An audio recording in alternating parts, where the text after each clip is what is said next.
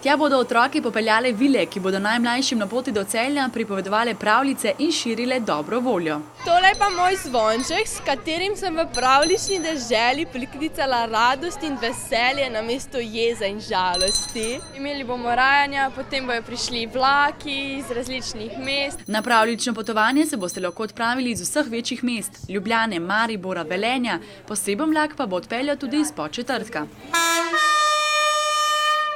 Doživetje pa ne bi bilo popolno, če ne bi bilo dveh mož, Sladkega Tonija in Božička.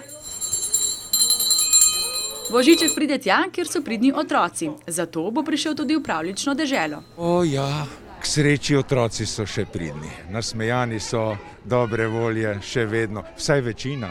Na svoj račun bodo prišli vsi sladkosnedi, saj bo Sladki Toni spekel posebne slaščice. Ledeno pravljico, čokoladno čarovnijo, jagodne sanje.